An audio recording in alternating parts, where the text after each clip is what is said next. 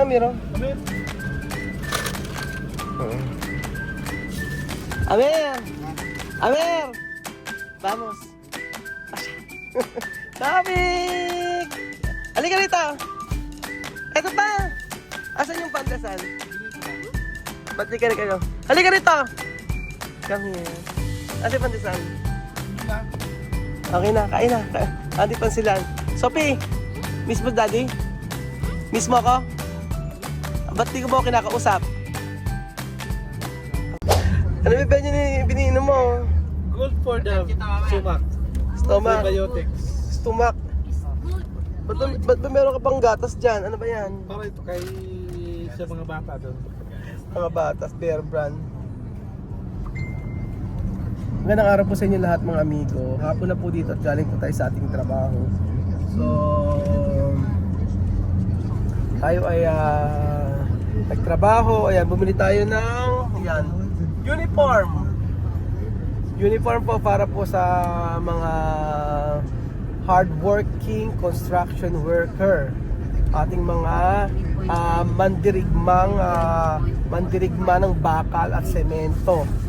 So, galing kami sa Gapan, bumili kami at saka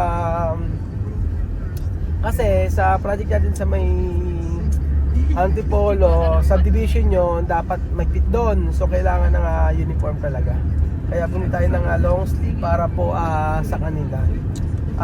Dadalhin natin ito sa isang araw kasi mag-start na po tayo ng project sa may Antipolo. So, eto, bumili din si Kuya Belgio ng...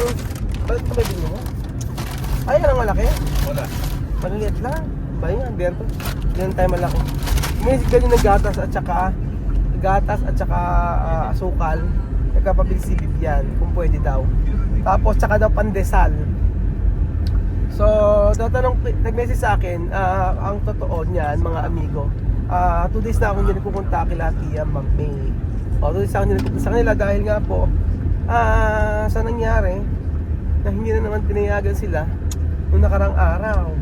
So, medyo hindi okay ang pakiramdam niya uli. So, much better na tayo ay umiwas, wag mo nang pumunta sa kanilang bahay. So, lagi na lang akong pinagagalitan. Ang gagawin sa akin. Usap po kasi si Vivian.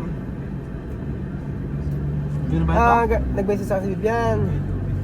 Sabi ganon sa akin, daddy, we want to eat. What do you want? Tell me. Sabi ko na sa kanya.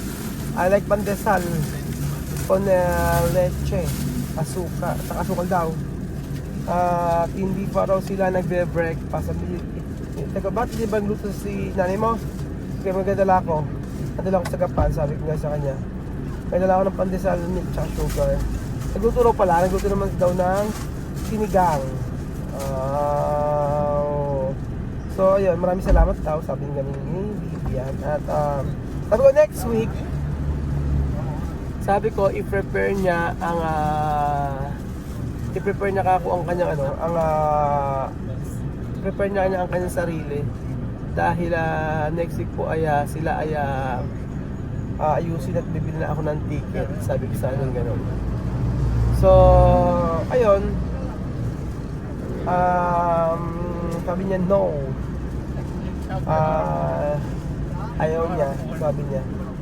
Sabi ko, kung ayaw mo, you have to talk to your mommy, your mother. Sabi si nanay mo, sabi ko kung ayaw mo na pagpunta o pumunta sa bumalik sa Africa, sabi ko sa kanya gano'n. Okay, sabi niya, okay, sabi ko, sabi mo sa akin kung ano ang kanyang sasabihin.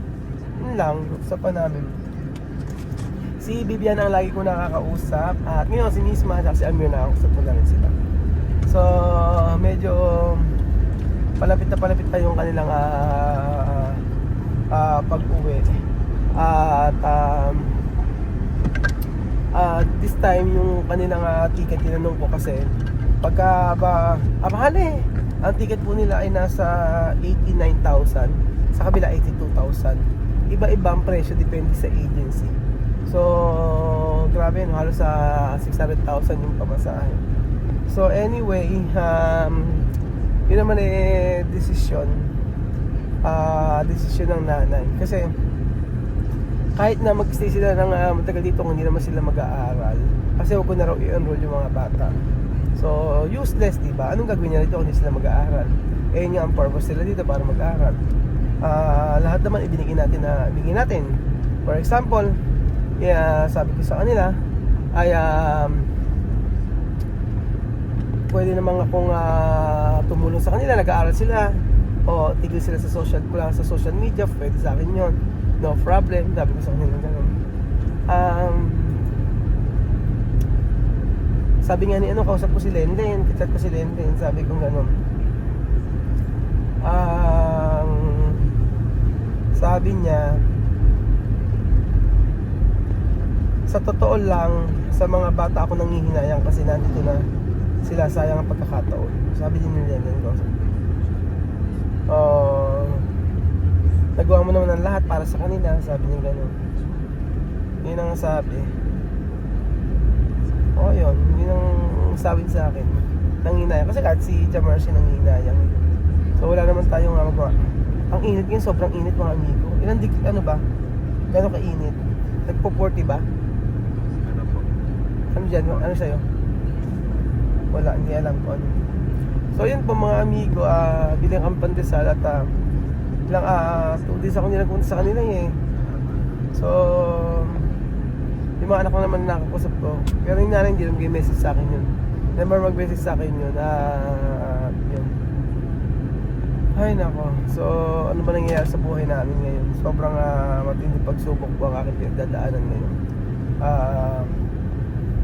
Kagabi nga nakaano pa ako na ang late na ako natulog, tapos gabi na ako late na ako natulog, ang aga kong gumising. So asa na ba Kuya Berjun? Ayan, si Kuya Berjun ay tahimik. Ayan, si Marvin andito, si Madam ang patulog. So kailangan natin ng pandesal. Stress na eh. Kailangan natin ng pandesal alas 3 ng hapon. Maghapon kami sa kalsada. Pagkatapos maghapon kami sa kalsada, mag-aalas 3 na, dala lang namin ng pagkain yung mga bata. Alas 4 na po. Alas 4 ba? Ito ba? 3:43 na pala, Berjun. Hindi naman tulog, alas 4 na eh. Naantok nga din ako eh. Mamaya, diretso ka naman sa resort. Kaya nga, mamaya po nito, punta pa kami sa resort. So, okay lang. Tapos bukas punta kami ng Antipolo. Ay, Batangas. Batangas. So, pero alam mo, maganda na rin yung ganyan kasi sa ngayon, ang nararamdaman ko para kung mayroong depression. Depression. Parang ganoon. Parang nalilibang lang. Para malibang ako mga amigo, para kasi kung tinatamaan ng stretch ka?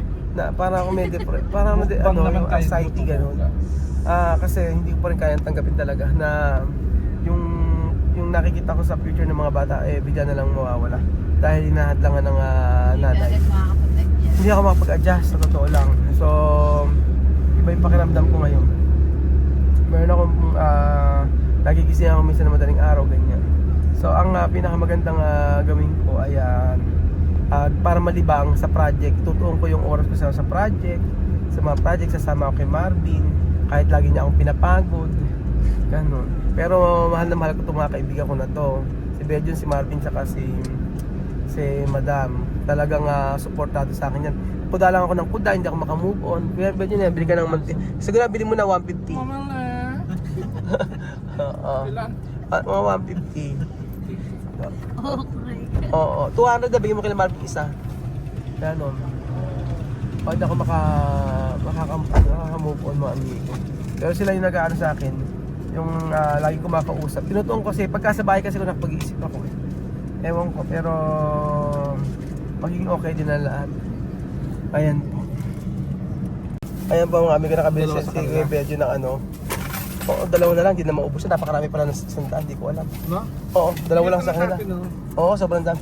Sige. Sige, may nandito sa Oo. pinsan. Yan na muna lang, sobrang dami. Isang supot eh. Ang sarap ng ano, no, yung ganito, yung pandesal nila, no? Oo. Kaysa sa isa, yung binibili na ka ano. Yung matigas yun ito kahit Ito kahit ilang araw, no? Kahit bukas malambot siya. Oo, malambot. Diyan sa pandesal dyan sa gilid. Kaya nga. Kasi ang ginamit niya kasi nga rin na, iba rin ka sa klase yan. Ang masarap diyan na palaman, alam mo kung ano? Dairy cream. Green. Oo. Ayun pa mga amigo. Saan ba si ano? Eh, si ano? Ayun si Sophie ba na? Lima. Si Amiro. Amit! Amer! Amer! Vamos! Pasya! Sabik! Halika rito! Eto pa! Asan yung pandesal? Bili ko na. Ba't di ka kayo? Halika rito! Come here. Asan yung pandesal? Doon na. Okay na, kain na. Andi pansilan. Sophie! Miss mo daddy? Miss mo ako? Ba't di ko mo kinakausap? Nagalit siya. Bye. Nagalit siya. Minarinig ko. Ano? Ano? Narinig siya. Bunga nga. Bakit? Hindi ko alam. Ah, hindi. Bakit? Hindi, si Sophie andun. May narinig ko siya. Ano sabi? Narinig Wala naman ako narinig. mo Kuya Beldo. Ikaw ko. Narinig mo? Oo. Hayaan mo lang. Lagi pansinin. Oo. Wag lang pansinin ang nasa... Naninira sa'yo. Ayun, kausap ko, sabi ni Seko, aantayin daw nila si Aya. Sabi nga noon. Bakit? Anong reason? Ewan ko nga, pabago-bago naisip nung nakaraan, sabi nga noon, anytime daw pwede sila umuwi. Ngayon, sabi nga noon, aantayin na lang daw si Aya. Kasi sabi ko, Bibian, ready ka na bang umuwi? Hindi daw.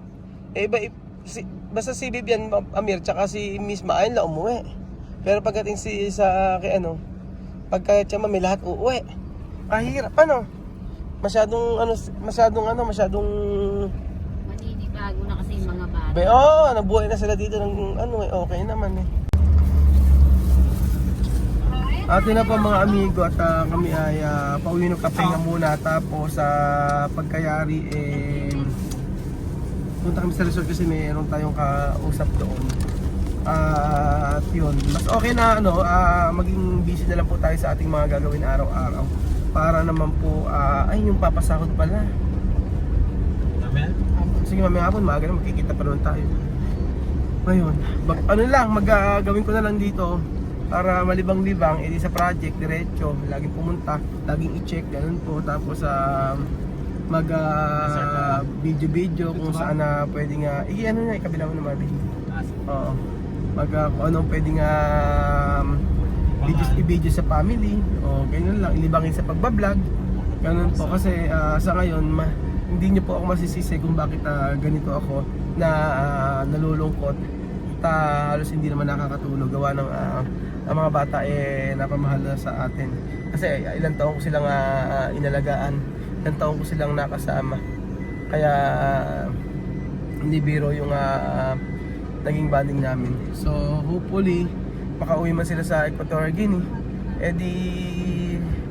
In the future siguro, kung kalooban ng Lord, makarating din uli ako doon at papuntahan sila.